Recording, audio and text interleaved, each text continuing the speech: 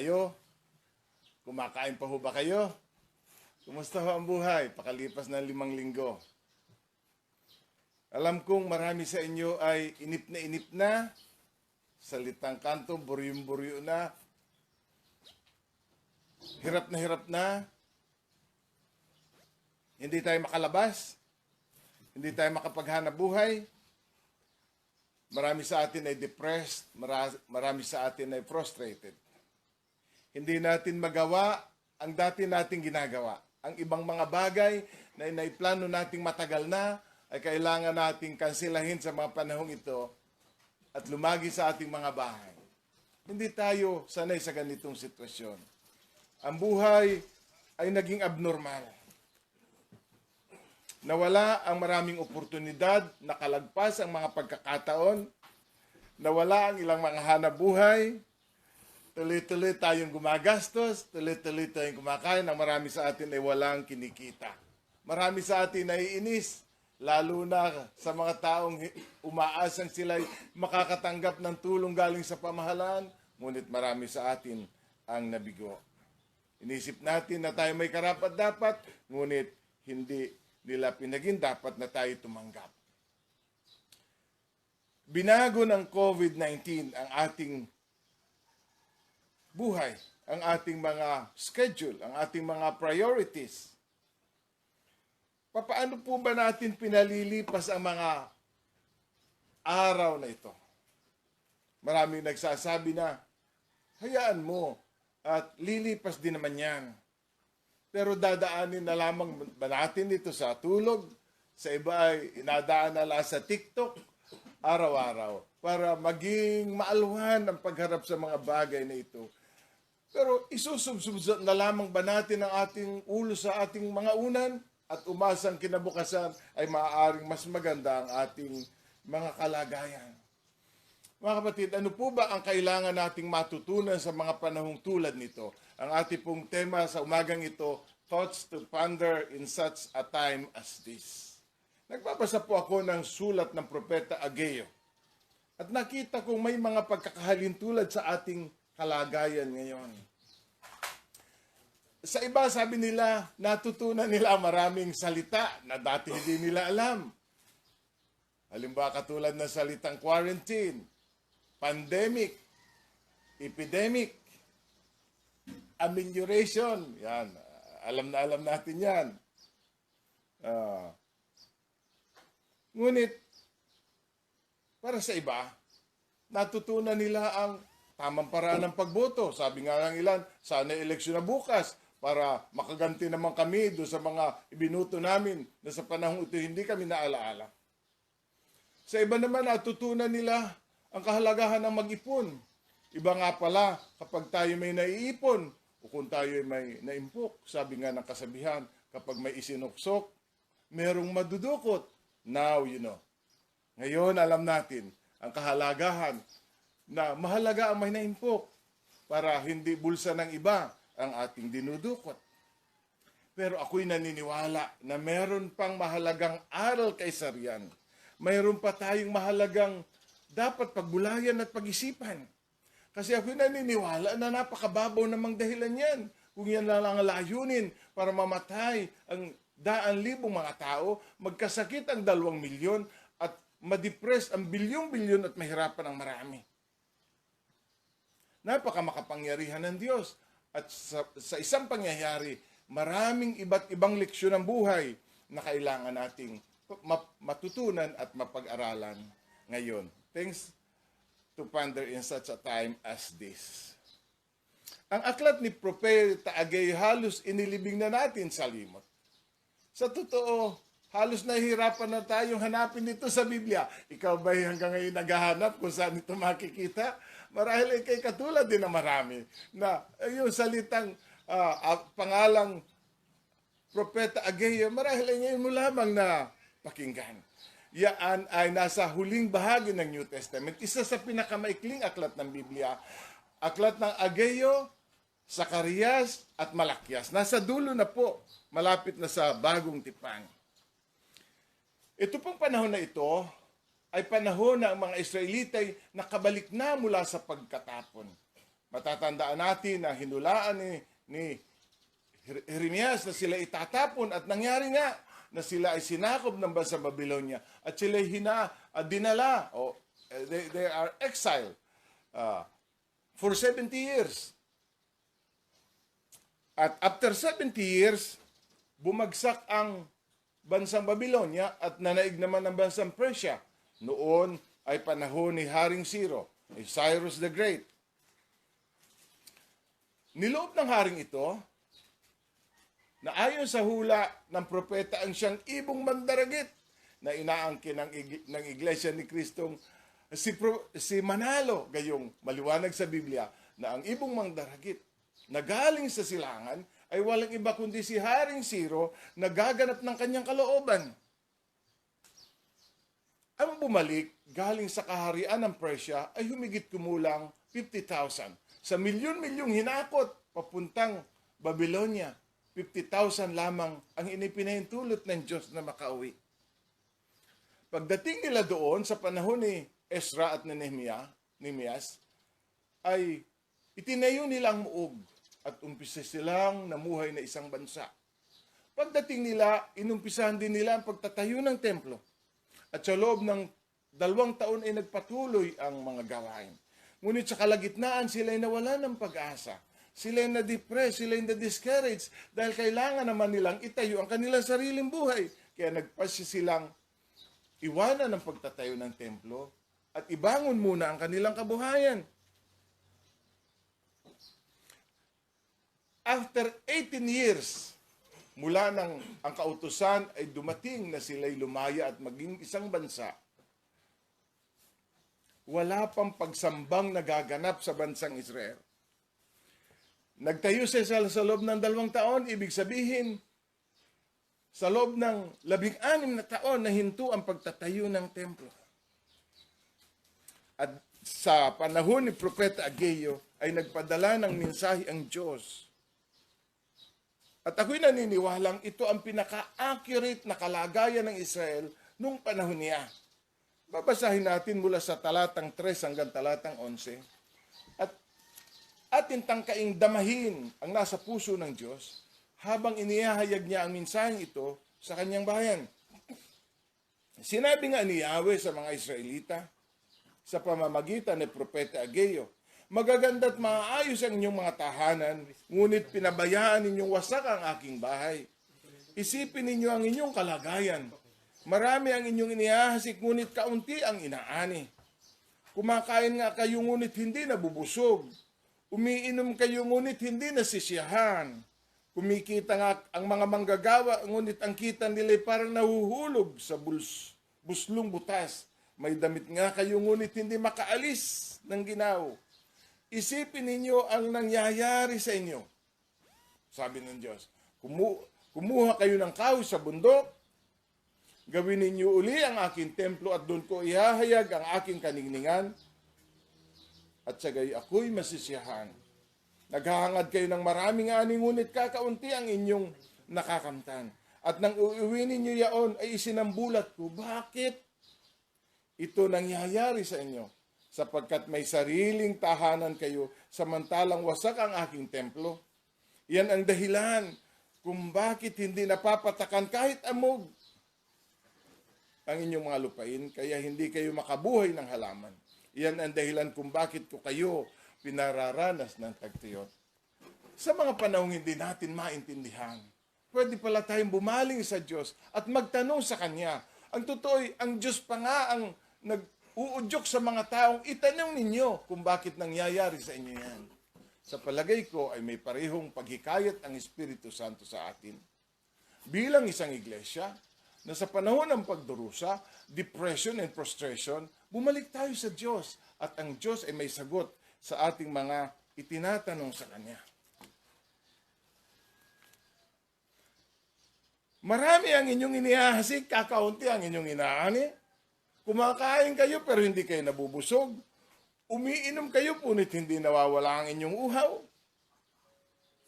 Balot kayo ng damit pero hindi na aalis ang inyong ginawa. Mga pati naman salitang ito'y nag-describe ng kanilang depression and frustration in life. Hindi ba? Nagtatanim kayo ng marami, ngunit kakaunti ang inyong inaani.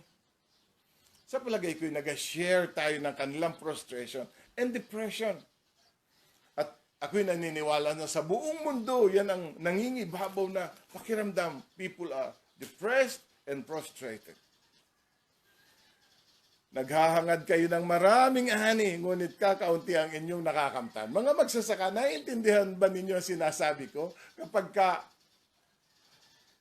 natakal na ang mga palay at hindi naabot ang inyong inaasahan at hindi ninyo nakuha ang inyong mga pinuhunan, how depressed and how frustrated you are. Sabi naman nila na kumita nga kayo, inipon nga ninyo. Pero sabi ng Diyos, inisinambulat ko naman. Anong ibig sabihin? Kumita kayo, pero walang nangyari. Walang pinuntahan. Nagkasakit ang anak, naubos din na lahat ng kinita. Bakit ito nangyayari sa inyo? Ang sabi ng Diyos, itanong ninyo sa inyong sarili. Within us, there is an answer. Mismo sa ating sarili, kung tayo magsisiyasat, may sagot. Itanong ninyo, sabi ng Diyos, bakit ito nangyayari sa inyo? Ang ibig sabihin, ang panahon ng depression and frustration ay panahon din para mag-reflect, magtanong sa Diyos, at magsuri, bakit ito nangyayari? Sinasabi nga ng marami at ako'y sumasang-ayon na lilipas din ito. Ngunit, sayang naman, kung lilipas ito nang hindi natin natututunan ang aral na nais ng Diyos na ating matutunan. Sayang ang karanasan. Sabi ng Diyos, isipin ninyo ang inyong kalagayan. Sa panahong hindi natin may paliwanag ang lahat, it's time to evaluate. Isipin ninyo ang inyong kalagayan. Kung ang English Bible ang tangan ninyo, ang sabi, consider your ways. Consider your ways. Alam niyo itong aklat na ito, 2 chapter lamang, pero yung salitang consider your ways, 4 na beses binanggit. Yan ay sa talatang chapter 1 verse 5 and verse 7 and chapter 2 verse 15 and verse 18. 4 na beses na sinasabi ng Diyos, hirap na hirap kayo, bigong-bigo kayo. Now is the time, sabi ng Diyos. Consider your ways. Set your heart on your ways, on your affections, on your thoughts, in your works. Ituunin nyo ang inyong mga isip at puso, hindi lamang sa mga nangyayari, kundi sa inyong sarili, sa inyong salubin, sa inyong gawi, at sa inyong pamumuhay. Papaanong ang inyong pamumuhay ay nagdala sa inyo sa kalungkutan, sa kahirapan, at sa kabiguan. Naintindihan ninyo na ang lahat ng mga bagay ay orchestrated by God? Paano ang inyong pamumuhay ay nagdala sa inyo sa kabiguan at kahirapan, depression and frustration? Sabi sa verse 5 kung English Bible, now therefore, says the Lord of hosts, consider your ways. Guhitan at bilugan yung salitang now. Mahalaga yun. Ngayon, this is the opportune time to meditate and to reflect. May magahalagang leksyon na nais ng Diyos na ating matutunay. Ponder well, sabi ni Matthew Henry. 3 areas sa palagay ko ay sasangayon kayo sa akin matapos nating baybayin. 3 bahagi ng buhay. Dili-dilihin natin. Sabi sa verse 8, kumuha kayo ng kahoy sa bundok. Gawin ninyo uli ang aking templo at doon ko ihahayag ang aking kalwalhatian. Ang buhay pala nila ay wala sa ayos. Sila pa naman namumuhay hindi ayon sa kalooban ng Diyos. Ang totoo'y ginulo ng Diyos ang kanilang buhay. Sila'y pinaghirap dahil hindi ganoon ang uri ng buhay na nais ng Diyos na kanilang ipamuhay araw-araw. Sa loob ng 70 taon, ang Israel ay hindi naka-worship sa temple dahil giniba ang temple. For 18 years, nakabalik na sila. Hindi pa rin nila nararanasan ang mag-worship sa Diyos. 18 years. Itinigil nila ang trabaho. Hinarap nila ang kanilang hanap buhay. Naging sentro ng kanilang buhay ang pagpapaunlad, paggawa ng mga bahay. Tuloy-tuloy lang ang buhay para sa kanila.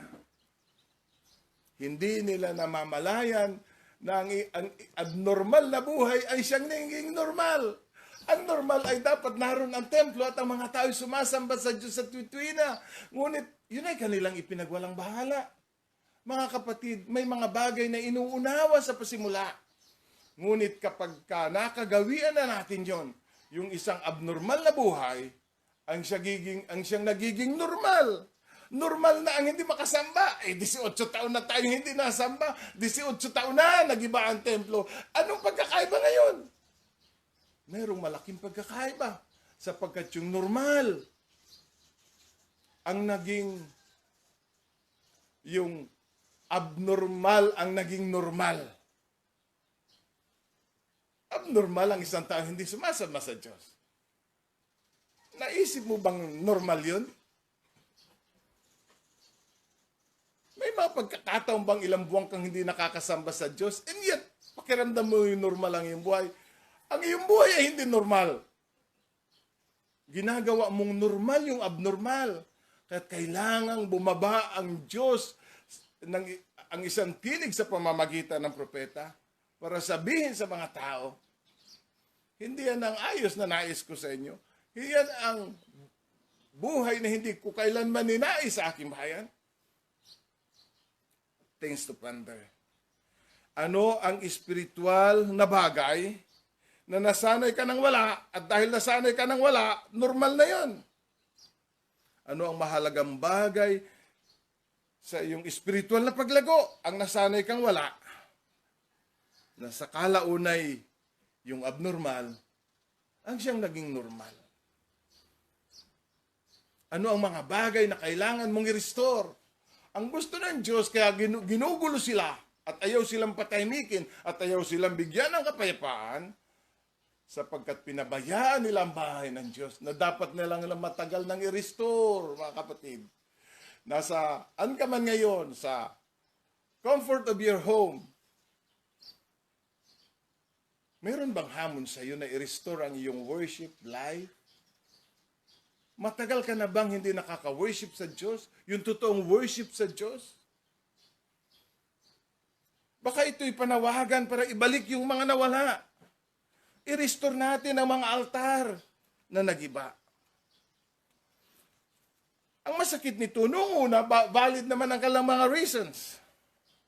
Hindi pa panahon para itayo ang templo dahil sira ang ating mga bahay. Saan tayong titira? Wala tayong hanap buhay.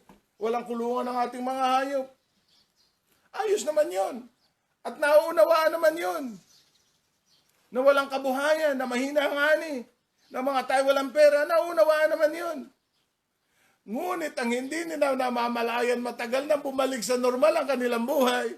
Ngunit ang kanilang spiritual life remains abnormal.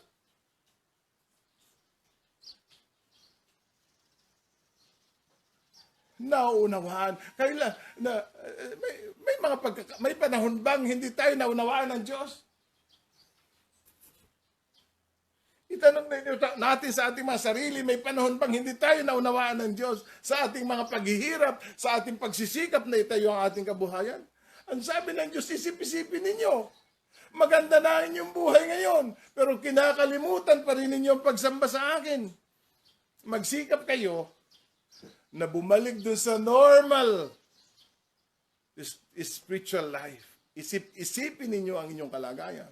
Ang problema, wala na silang ginawang pagsisikap mula noon. Huwag mong isipin hindi ka nauunawaan ng Diyos. Ngunit ang tanong ko naman sa iyo, mula nang tumigil ka sa pagsamba, sa pananalangin, sa pagbubulay ng kanyang salita, sa pagbibigay, sa paghahandog, ano naman ang ginawa mong pagsisikap para ibalik sa normal ang iyong buhay? O tinanggap mo na ang abnormal ay siyang normal? Maraming Kristiyano ngayon abnormal. Maraming mga abnoy ngayon. Hindi normal. Maraming mga tao tumawid sa Maynila. Hoy, hindi ikaw ang tinutukoy ko. Hindi taga CLJC ang tinutukoy ko. Pero maraming tumawid sa Maynila, nagtrabaho doon. Nasumpungan nila kung nasaan ang palengke, nasumpungan nila kung nasaan ang sinihan, nasumpungan nila ang mall, pero ang church hindi nila nakita. Maliligaw. Nung una naliligaw ka, nung una wala kang kasama, nung una hindi mo alam, nung una panay ang overtime mo, lahat naunawaan yan. Pero ano naman ang pagsisikap na ginawa mo mula noon para makabalik ka sa iyong normal na buhay? Baka kailangan guluhin ng Diyos ang ating mundo. Para haluin ng Diyos para ang mga bagay ay lumagay sa kanyang tamang lugar. Tayo'y madalas na nagdadahilan. Tayo ay mapagdahilan ng mga tao. Kung minsan na hindi pa tayo tinatanong, may nakahanda na tayong dahilan. Ang tawag sa English dyan ay rationalization. Nina-rationalize natin para ang abnormal ay maintindihan. Pero kung minsan ay, kanino mo pa gustong magpaliwanag? Sa nanay mo, sa tatay mo, sa pastor mo, sa cell leader mo, kanino mo ba gustong magpaliwanag? O sa Diyos? At nais mong unawain ka ng Diyos. Ang source ng kanilang frustration and depression ay inilockdown ng Diyos ang langit. Naintindihan ba ninyo? Mas madali pa ang kalagayan natin, inilockdown ng ating community. Pero ang ginawa ng Diyos, ang inilockdown niya ay langit para kahit isang kapatak na hamog ay walang pumatak. Yan ang katakutan mo, hindi ang COVID-19. Ang katakutan mo ay kapag inilockdown ng Diyos ng langit na walang pabor at biyaya at pagpapalang darating sa iyo. Ang sabi ng Diyos, hindi ba ninyo naiintindihan na kaya hindi kayo makabuhay ng inyong halaman, kaya hindi kayo mag-ani ng marami, ay sapagkat sinarhan ko ang langit, sapagkat hindi kayo naging karapat-dapat kahit sa kaunting hamog? Alam ninyo, ang Diyos pala kuminsan ang nagiging dahilan ng ating depression and frustration. Dahil ang Diyos ay frustrated sa atin. Ang Diyos ay frustrated sa atin dahil sa mga abnormal nating buhay. Sabi ng Diyos, now, consider your ways.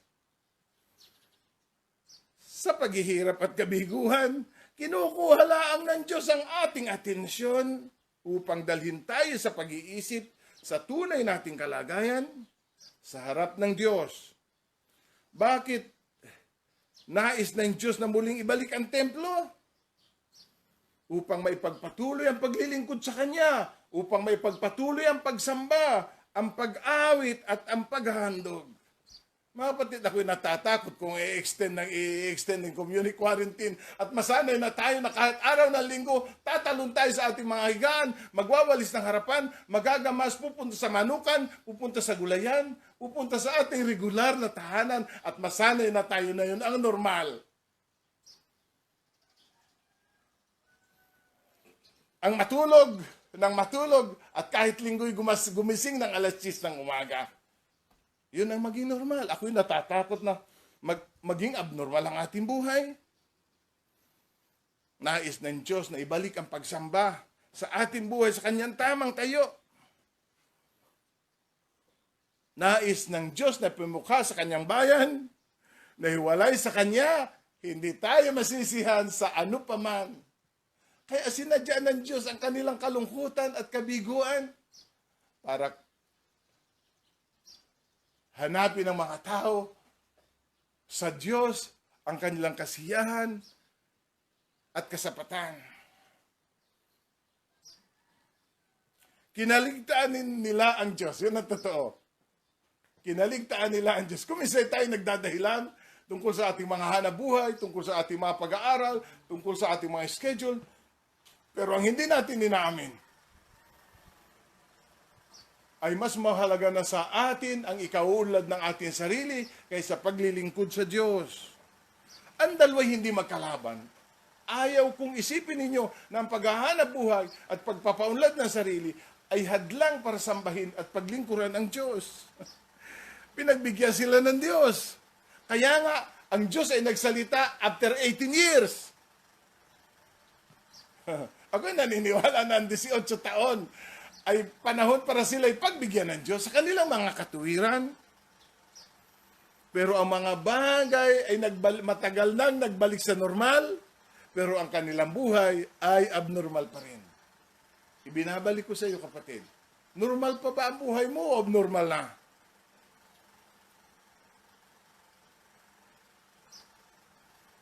Normal ba sa iyo ang hindi manalangin? Normal ba sa iyo ang hindi man lamang magbasa ng Biblia? Normal ba sa iyo ang hindi dumadalo ng cell? Normal ba sa iyo ang hindi dumadalo ng Sunday worship? Kung yan ang normal sa iyo, ang buhay mo'y wala sa lugar at wala sa tamang ayos. Hindi yan ang nais ng Diyos. Bumalik ka sa iyong normal na buhay. Ang ating sitwasyon na hindi normal. Ang ating sitwasyon hindi normal. Tayo hindi makapagkamayan, hindi tayo makapagyakapan, madalas hindi tayo makapagkumusta. Hindi yan ang normal. Pero ang tanong ko sa inyo sa panahon ito ng ating pagdurusa at ng panahon ng ating quarantine, paano tayo nagsisikap na tayo lumago? Alala ko si Ate Piyay, at ito'y patutuo ng isang kapatid, si Ate Piyay Marasigan mula doon sa kanto ng Baliti, ay naglakad ang kanto ng Malusa kasi gusto niyang makapakinig sa ating Facebook Live. Hindi ko sinasabi sa inyong labagin ninyo ang batas. Sinabi ng stay at home, kami palalabas. Hindi ko sinasabing labagin ninyo yun. Ang sinasabi ko sa inyo, kung may kagustuhan, makakagawa tayo ng paraan. Ngayon, ano ang ginagawa mong paraan para matugunan ang iyong pagsamba sa Diyos? Kung yung balo, walang pera, walang motor, nakakagawa ng paraan. Ikaw pa, may mga tahanan sa atin dalawang motor, ngunit hindi makagawa ng paraan. Marami sa atin ang marunong sa technology. Hanggang TikTok laan tayo. Pero hindi mapakinabangan ang ating kaalaman sa technology para i-advance ang kingdom of God. Nakakahiya yan, mga kapatid. Sana'y dumating ang salita ng Diyos sa inyo sa umagang ito, hindi sa paraang sinusurot at sinusumbatan kayo. Kundi sana'y dumating ang salita ng Diyos ngayong umaga bilang panawagan ng Diyos at isang mapagmahal na paalala na tayo tinatawagan ng Diyos na ibalik sa normal ang ating buhay. Ang pagsamba ba sa Kanya ang sentro ng ating buhay? Kapag hindi, ang mga bagay sa ating buhay ay mawawala sa Kanyang tamang ayos at sa Kanyang tamang lugar. At yun ang umpisa ng ating depression and frustration. 4 times sinabi ng Diyos, dili-dilihin ninyo. Ito'y nangangahulugan na tayo'y pinapaalalahanan at mawiwind ang ating buhay kapag hindi natin ito aayusin. Tingnan sabi ng Diyos, kumikita kayo pero nawawala. Kumikita kayo, pinipilit niyong ipunin pero isinasambulat ko. Nagsisikap kayo pero nauuwi sa wala ang lahat. At para ninyong isinisilid sa buslo o bulsang butas. Palagay ka, alam niya ibig sabihin nun. Ano ba ang karanasan kapag silid ka ng silid, pero ang sisidlan mo ay hindi napupuno? Napapagod ka, nabibigo ka, nalulungkot ka. Ngunit, sa palagay ko yun ay isang spiritual na butas. Para i-describe ang frustration and depression when we are disobeying God. Ang lahat ng ating pagsisikap, ang ibig sabihin, nauuwi sa wala. Mabuti pang hindi tayo nagpagod kaysa nagpagod tayo pero wala ding nangyari. Kung minsan nilalagyan ng Diyos ng butas ang ating buhay, para sa pamamagitan ng butas na yun, tayo ma-frustrate at tayo ma-depressed. And then, hanapin natin ang problema kung bakit natin nararanasan yon. Tanong ko sa iyo, ano ang kinaliligtaan mo sa iyong buhay spiritual? Sa kanila yung pagtayo ng templo, ano ang iyong spiritual neglect? Ano ang iyong spiritual na pagbababaya? Ano ang restoration? Ano ang panawagan para restore ang mga bagay na ito? Ano ang una nating thoughts to ponder in such a time as this? Yung ating mga pagkukulang. Padalawa, yung ating mga priorities. Ikalwa, sabi niya, dili-dilihin. Ay patungkol sa inyong priorities, sabi dito sa verse 2, ganito ang sinabi ni Yahweh, ipinapamalita ng bayang ito na hindi pa panahon upang muling itayo ang templo. Nararamdaman ba ninyo ang nararamdaman ng Diyos? Alam, pag nag-aaway ang mag-asawa, sabi ng lalaki, talagang ang babae ito, mabunga nga. Hindi natin tinatawag na asawa natin, kundi sinasabi natin babae. Ganun din ang Diyos. Sa halip na sabihin ng Diyos, ipinamamalita ng aking bayan. Sabi ng Diyos, ipinamamalita ng bayang ito na parang siya walang kaugnayan doon sa bayan na yun. Ewan ko kung nararamdaman ninyo nasa puso ng Diyos sa pamamagitan ng propeta Ageo. Magaganda at maayos ang inyong mga tahanan, ngunit pinababayaan. Guhitan ninyo yung salitang pinababayaan. Pinababayaan ang inyong wasak ang aking tahanan. Isipin ninyo ang inyong kalagayan. Marami ang inyong iniasik, ngunit kakaunti ang inyong inaani. Ngayon, iniuugnay ng Diyos ang kanilang kabiguan sa kanilang kalagayan. Parang may pusot na nagdudugtong doon.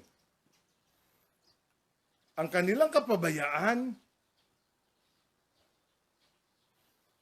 ang dahilan ng kanilang kalungkutan. Ang buong bansa ang inaakusahan ng Diyos ng pagpapabaya sa mga espiritual na bagay. Kumita lamang sila at umunlad lamang sila na wala ng puwang ang mga bagay na espiritual sa kanila. Kanya-kanya silang sikap, kanya-kanyang diskarte, kanya-kanyang pagpapayaman. Kumusta naman ang buhay, mga kapatid? Baka tayo masyado nang naging abala sa mga bagay na pansarili. Nawala na tayo ng pagpapahalag sa mga bagay na espiritual at akala natin ay tuloy-tuloy ang buhay dahil wala naman tayong moral lapses. Hindi naman tayo nambababa, hindi naman tayo nagnanakaw, mabuti pa rin naman tao. Except napapabayaan natin ang mga bagay tungkol sa ating kaugnayan sa Kanya. Mali.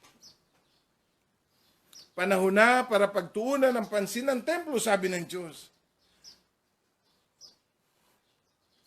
Kung ang Biblia, nahawak ninyo ang Biblia o yung lumang salin sa Tagalog, ganito ang sabi, panahon baga sa inyo na tumahan sa inyong nakikisamihang bahay? Sabi ninyo, hindi panahon para itayo ang templo, pero pag magpaganda ng inyong bahay, may panahon kayo. Pag atayo ang templo, wala kayong pera. Pag atayo ang templo, mahina nga ni. Pero pag magapapintura, magapatiles at magapakisami ng bahay, may pera kayo. Anong gagaling ninyo? Alam ninyo, sinabi sa Biblia yung nakikisamihang bahay o paneled house. Kasi luho sa Israel ang kahoy. Walang kahoy sa Israel. 60% ng Israel ay disyerto. Imported ang kahoy. Kaya pag sinabing nakikisamihang bahay, aba, kayo'y maluluho. Dahil ang gamit ninyo sa bahay ay inangkat pa. Pero pagdating sa bahay ng Diyos, ang sabi ninyo, wala kaming pera, gipit kami. Minsan ako'y napapangiti. Ngunit iniisip ba nating hindi alam ng Diyos ang tunay natin dahilan? Yan ang isa sa kamangmangan ng generation na ito. Na tayo'y nangangatuya na, anong tawag dyan? Rationalize. Na parang hindi alam ng Diyos ang tunay natin dahilan. Kaya sinumbatan ng Diyos ang kanyang bayan. Ang gaganda na inyong mga bahay, pero tingnan ninyo ang bahay ko sira. Ano ang sabi ninyo? Hindi pa panahon. Pero ang totoo, ang talagang ibig nila sabihin, hindi yan ang gusto naming unahin. Gusto namin yan ipagpahuli, ang gusto namin yumaman kami. At gumanda ang aming mga sarili-sariling kalagayan. Saka na yan. Yun talaga ang kanilang ibig sabihin. Saka na yan. Ngayon, Bakit tinatakpan ng Diyos ang langit? Bakit binubutas ng Diyos ang lalagyan? Bakit sila'y nasa pagdarus at kabiguan? Sapagkat sila'y nabuhay na isang self-centered life. Mga kapatid, isa sa panganib sa ating buhay mga Kristiyano, sa hindi mga nananampalataya, ano pa. Pero sa mga Kristiyano, ang pinakamatinding sakit ay yung masyadong matindi ang ating pagtuon sa ating sarili. Wala na tayong pansin sa mga bagay na ukol sa Diyos, sa Kanyang kapurihan at sa Kanyang kalwalhatian. Kaya ang nararanasan nila hindi lang paalaala, kundi discipline. Discipline. Alam niyo, ang discipline din naman tayo para patayin ng Diyos, kundi para tayo'y mapanuto, ay merong isang tansyadong pagpaparusa ang Diyos para tayo dalhin sa Kanya at manumbalik sa Kanya. Akala natin, kapag inuna natin ang para sa atin at ipagpahuli ang para sa Diyos, magiging masaya tayo at kontento. Sabi ng Diyos, tingnan ko lang. Subukan ninyo na palagi ninyong unahin ang para inyo at ipagpahuli ninyo ang para sa Diyos. Gagawa at gagawa ako ng paraan. Ako'y magiging laban sa inyo para anuman inyong pagsisikap ay titiyakin kong uuwi sa kabiguan. Take that word. May magagawa pa tayo sa Diyos. Sabi niya, sasaran ko ang langit kahit tamog, hindi papatak. Iginagarantiya ko na ang langit ay gagawa ng paraan para mabutas ang inyong bulsa, maubos ang inyong pera, kayo'y mabigo at malungkot para dili-dilihin ninyo na hiwalay pala sa Diyos, hindi tayo masisiyahan.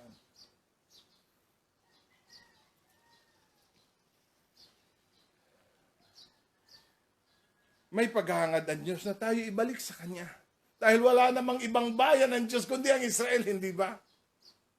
Wala. Walang ibang bayan ang Diyos kundi tayo.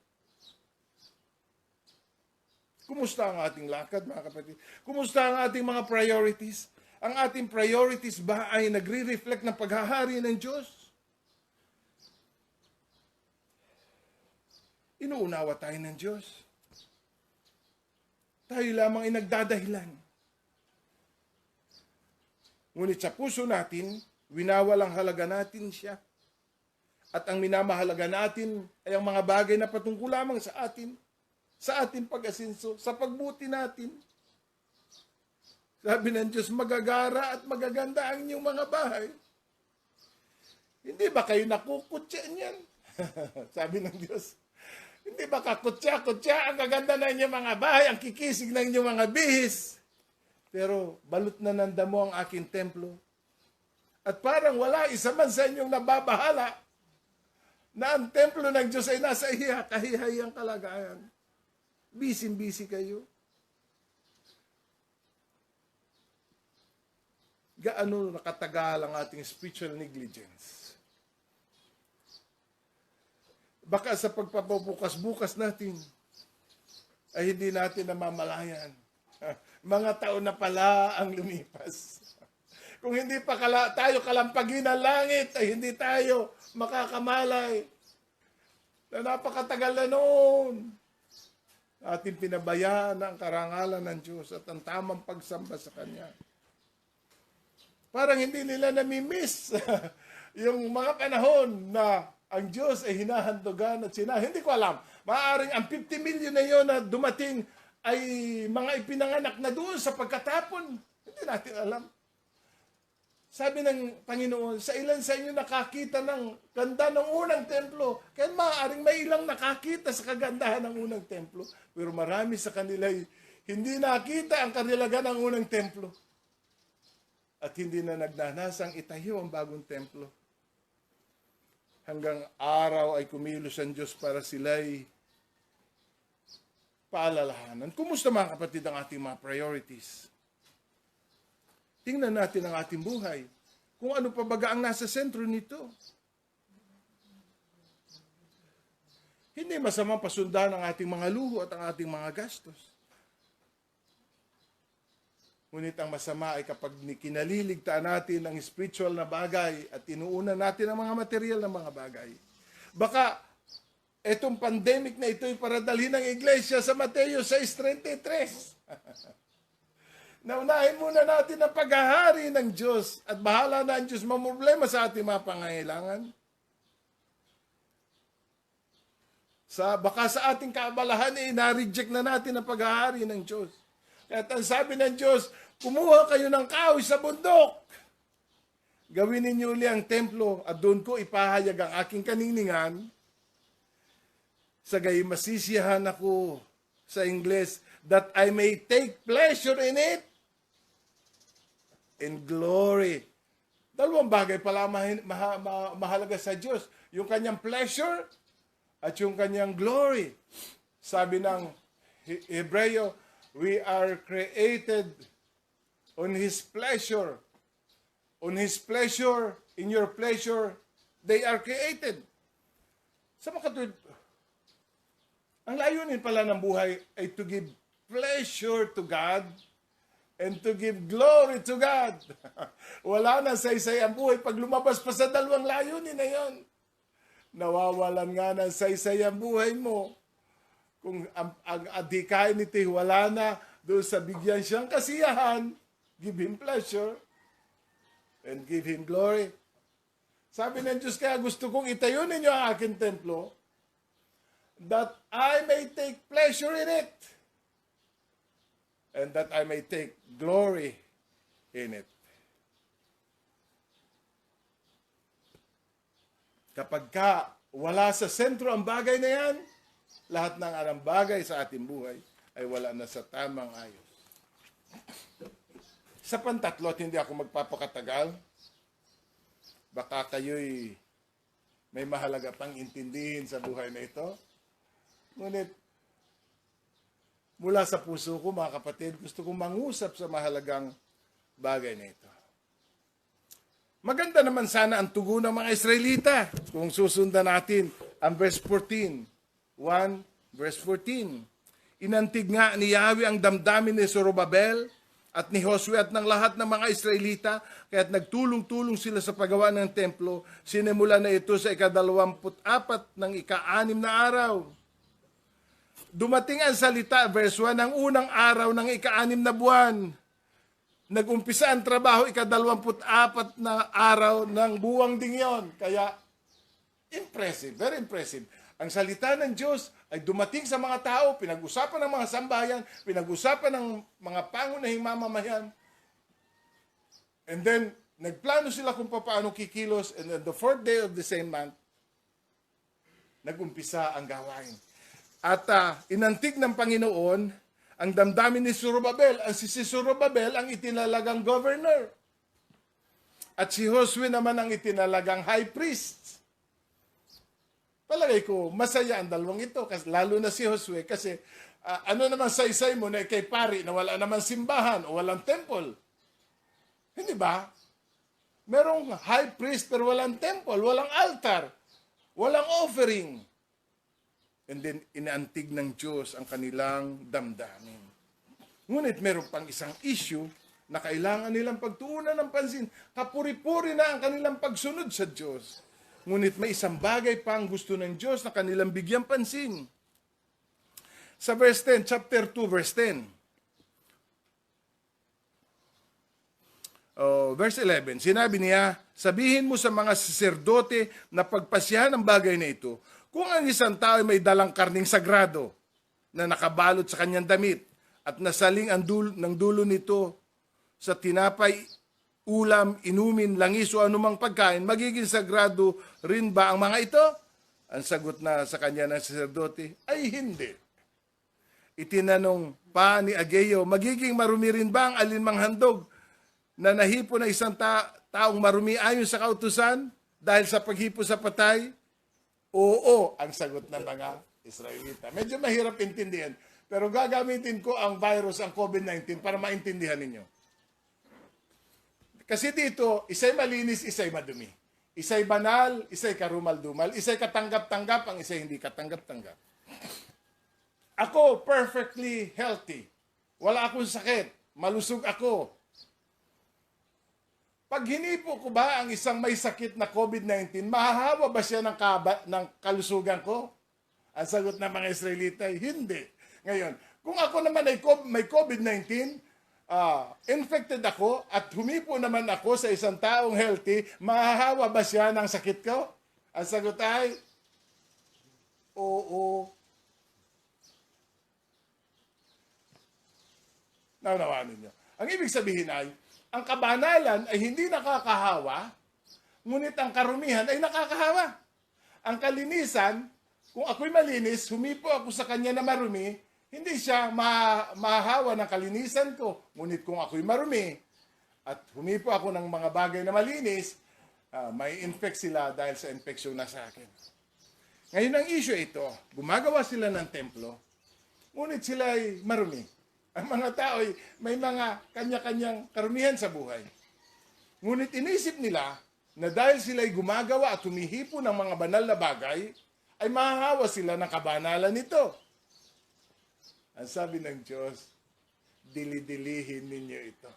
Ngayon, ang issue ay ipinukol sa anyong tanong para sila'y pag-isipin at sila na mismo ang sumagot sa tanong na ito, na hindi tayo nahahawa ng kabanalan, pero nahahawa tayo ng karumihan. Ano ang ibig sabihin yan? Pagdating sa paglilingkod ng Diyos. Sa paglilingkod sa Diyos, nararapat na tayo maging malinis. Dahil, yun ay hinihingi ng ating tungkulin. Ngunit, kapag tayo marumi, at humipo tayo ng mga banal na bagay, nadudumhan ang mga bagay na ito ng karumihang nasa atin. Halimbawa, ako'y nagpapaawit, pero ako'y marumi. Ang lahat ng mahipo ng aking mga kamay ay nagiging marumi din.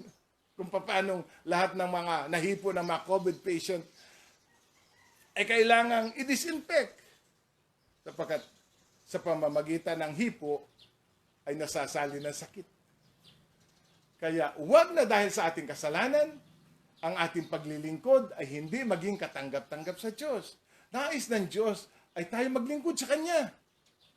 Ngunit bago tayo maglingkod sa Kanya, bago natin ibigay ang ating sarili sa Kanya, hilingin natin sa Diyos na tayo linisin at dalisayin. Ganyan, at sabi ng Diyos, ganyan. Verse 15, dili-dilihin ninyo ang mga pangyayaring ito mula nung una hanggang ngayon. Ano ang inyong kalagayan bago? Okay, verse 14, sinabi ni Ageo, ganyan din ang kalagayan ngayon ng mga Israelita sa harap ni Yahweh. Nahahawa sa karumihan nila ang anumang handog nila. Ito ay isang mahalagang spiritual na issue. At pag tayo marumi,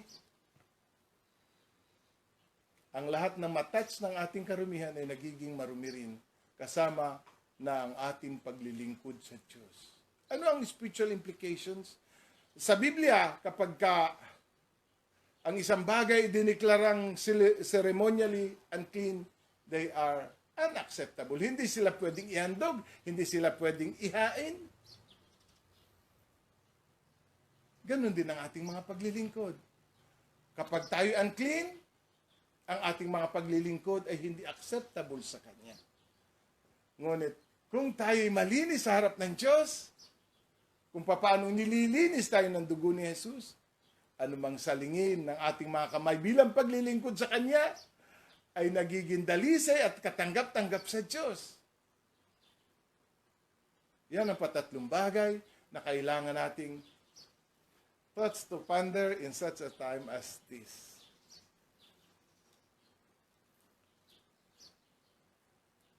Sa anong paraan, mga kapatid, sa anong paraan na dumhan ang ating buhay? Sa pamamagitan ba ng maruming pag-iisip? O walang taros na pagsasaya? O walang pagpipigil ng ating galit? O anumang anyo ng imoralidad?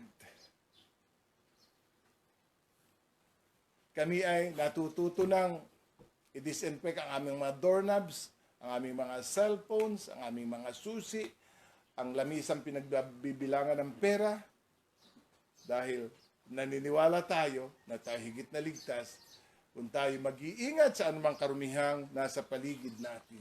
Ganon din ang gawin natin mga kapatid sa ating kaluluwa. Paano natin pinoproteksyonan ang ating sarili sa karumihang pumipilit na pumasok sa ating buhay at mga pag-iisip? Ang paraan natin ngayon, tinatakpan ng bibig. Para kung tayo marumi, ay hindi naman mahawa ang iba. At kung sila ay nahawa, hindi naman tayo mahawa. Naghuhugas tayo ng ating mga kamay. Sa katulad namin na tuloy ang business operation, gumagaspang na ang aming mga kamay sa kahuhugas at kasasabon. Ginagawa natin yun. Dahil iniingatan natin ang ating sarili at ang ating hanap buhay. Sa spiritual na buhay, mga kapatid, ganun din ang gawin natin. Mag-iingat tayo, maglinis tayo, dahil iniingatan natin ang ating sarili at ang ating paglilingkod sa Kanya. Gusto natin, gaano man kaliit ang ating paglilingkod sa Kanya, yun naman ay naging isang haing, kalugod-lugod at katanggap-tanggap sa ating Diyos. Amen po ba? Acceptable before God, yun ang sabi ng Romans 12. Paglilingkod na katanggap-tanggap sa Diyos. At ito ang patatlong pagbubulay. Ano man ang ating paghahandog, ano man ang ating paglilingkod, kung tayo nilinis ng dugo ni Jesus, yun ay katanggap-tanggap sa Kanya. Ano man ang ating participation sa church, tayo may nasa kawang gawa, tayo naman ay nasa instruments o music ministry, tayo man ay nasa preaching, teaching, ano man ang ating tungkulin, tiyakin natin na tayo nahugasan ng dugo ni Jesus at nakinabang sa Kanyang ginawa sa krus at tayo malugod na makapagpapatuloy sa ating paglilingkod. Kung tayo may marumhan, hindi naman tayo ipinagtatabuyan ng Diyos.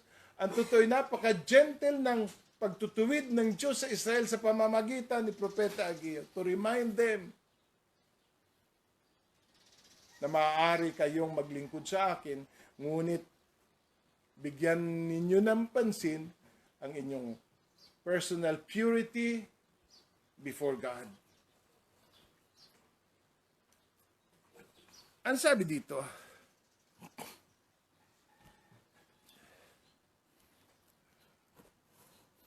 sa verse 17, ang mga paninim ninyo'y sinira ko sa pamamagitan ng malakas na hangin, ng amag, ng ulan at ng yelo, ngunit hindi pa rin ninyo maisip ang manumbalik sa akin. Ito pa ang isa. Ang mga tao ito'y naglilingkod sa Diyos, ngunit ang kanilang puso'y malayo sa Diyos. Hindi pa sila nanunumbalik sa Diyos. Ang sabi sa English, turn to God, bumaling sa Diyos. Alam niyo ang ibang salita sa manumbalik ay to repent, to turn. Siyempre, ang pagsisisi ay isang action lamang ng pagtalikod. Ngunit kapag ikaw ay tumalikod, ay talagang mula sa iyong yung nasa harap mo ay magiging nasa likuran mo. At yung nasa likuran mo ay magiging nasa harap mo. Hindi ba? Pag ikaw ay tatalikod ka sa iyong kasalanan, ngunit sa pagtalikod mo, ibabaling ka sa Diyos. Ang tinutukoy ng Biblia, isang karanasan lamang. Ang panunumbalik sa Diyos, ang pagtalikod sa kasalanan at ang pagsisisi ay tumutukoy sa isang karanasan lamang. Manumbalik sa Diyos ay nangangahulugang tayo magsisi ng ating mga kasalanan, iwanan ang kasalanan at bumaling sa Diyos. Walang kabuluhan ang pagtalikod sa kasalanan kung hindi naman tayo babaling sa Diyos. Kung tayo nakaharap sa kamatayan, tayo haharap sa buhay. Kung tayo nakaharap sa karumihan, tayo babaling sa kalinisan at kabanalan. Isang action lamang na yun na dinidescribe ng tatlong salita. Ngunit tumutukoy sa isang bagay lamang na ang pagsisisi, tumalikod sa kasalanan, ngunit bumaling sa Diyos. Ang lunas ng Diyos, kung tayo nagkulang sa tatlong ito, ay manumbalik sa Kanya. Manumbalik sa Kanya. Kung tayo nagkulang, sabi ng Diyos, pumunta kayo sa bundok, kumuha ng kahoy, at itayo ang aking templo. Anong ibig sabihin? Kung kayo nagkulang, punuan ninyo ang inyong mga naging pagkukulang. Yun ang tugon. Kung tayo nagkulang, may paraan naman para magpuno. Kung ating kung hindi natin inuna ang para sa Diyos, ang tugon dyan ay tayo magsisi at isaayos natin ang ating mga buhay at ilagay sa sentro ang Diyos. At ang mga bagay ay babalik sa ayos sa ating buhay. At kung tayo narumhan, tayo lalapit sa Kanya. At siya na rin ang maglilinis sa atin. Maghuhugas ng ating mga kasalanan at magpapatawad sa lahat nating mga kalikuan. Sana ang mensahe ng Diyos ngayong umaga ay hindi nagdala sa inyo ng kawalang pag-asa, kundi ng pag-asa na itong Diyos na nagmamalasakit sa atin ay gusto lamang dalhin ang ating buhay sa isang maayos na kalagayan. Gusto ko manalangin at gusto ko kayong isama sa panalangin sa ating panunumbalik sa Kanya. Saan ka man naroon, inaanyayahan kong iyuko mo ang iyong mga ulo, iyukunin niyo ang inyong mga ulo at tayo lumapit sa Diyos. Panginoong Jesus, kami nagpapasalamat sa iyo. Dinadakila ka namin, minsan pa namin narinig ang tinig mo. Akayin mo ang bawat isa sa amin at sa pagsisisi, lumalapit kami sa iyo. At malakas ang aming loob dahil dala namin ang pangakong sino mang lumalapit sa inyo saan mang paraan na hindi ninyo itataboy. Sa inyo kami mayroong pag-asa. Sa inyo kami may kapatawaran. Sa inyo kami may katubusan. Nanunumbali kami, Panginoon. Tanggapin mo kami sa piling mo. Gusto namin ituwid ang aming mga pagkakamali. Gusto namin punan ang aming mga pagkukulang. Gusto namin bumalik sa iyo. At sa oras na ito'y kahabagan mo kami, Panginoon Diyos. Tanggapin mo kaming muli, Panginoon. Nagpapasalamat kami na merong pambuhay pagkatapos nito. Ibalik mo ang aming kagalakan, ibalik mo ang aming kasiyahan, samantalang nasusumpungan ka namin na siyang tanging makapagdadala sa amin ng tunay na katatagan at katiwasan sa buhay. Pinupuri ka namin sa pangalan ng aming Panginoong Jesus. Amen.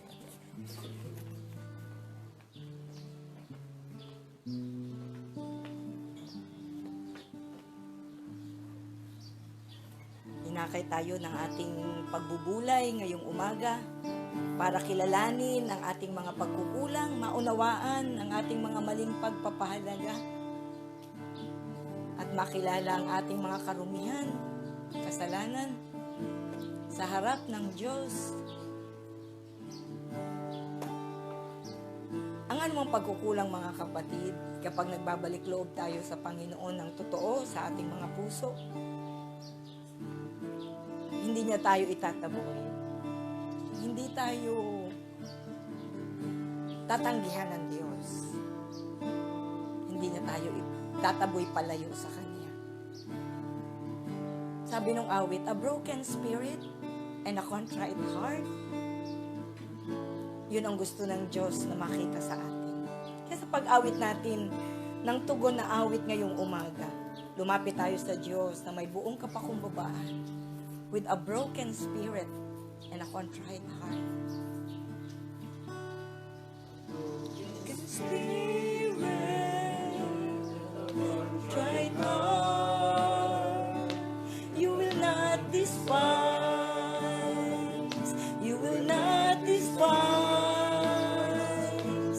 You desire truth from the inward part, a broken spirit and a contrite heart. A broken spirit and a contrite heart, you will not despise, you will not despise. You desire truth in the inward part, a broken spirit and a contrite heart. Heart is prone to wander from the God you love. Here's my heart, Lord, take it and seal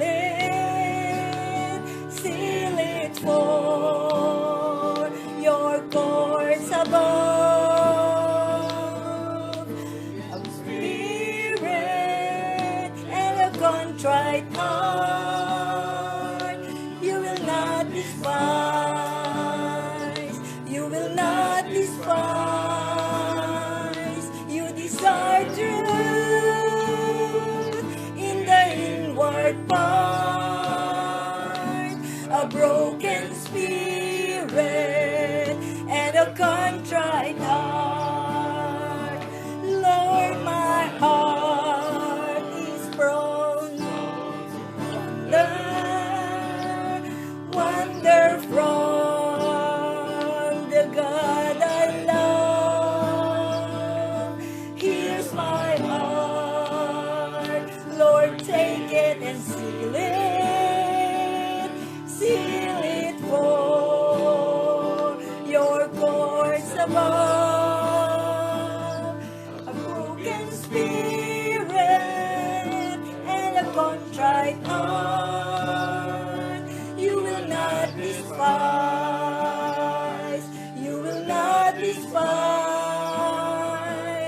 You desire truth in the inward part. A broken spirit and a contrite heart. A broken spirit and a contrite heart.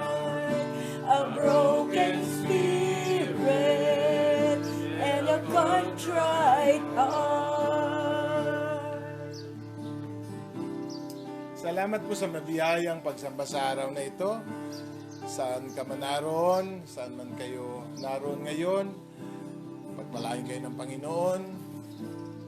Matawid natin ang karanasan sa COVID-19. Taglay yung kapayapaang di masayod ng pag-iisip.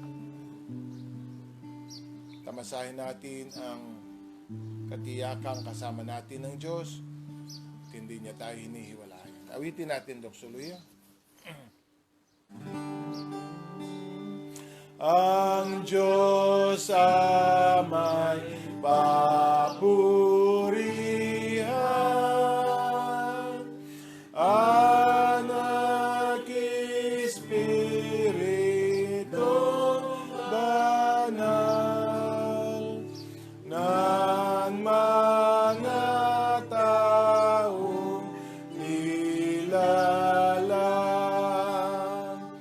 at ng buong kalangitan. Amen. Pagpalain nawa kayo ng makapangyarihang Diyos. Sa pangalan ng Ama, ng Anak at ng Espiritu Santo. Amen. Amen. Amen. Amen.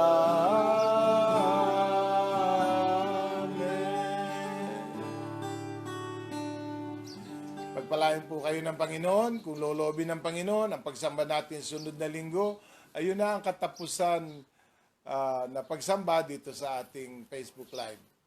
By May, dalangin natin na normal na ang mga sitwasyon. Wala tayong listahan ng mga nagdiriwang ng kanilang mga karawan, pero alam ninyo kung sino kayo. Tanggapin ninyo ang aming pagbati at panalangin. Sana'y matiwasay ang bawat araw at sa mapagpalang bagong taon, isa na namang taon sa inyong mga buhay. Ingatan tayo ng Panginoon. God bless us. Salamat.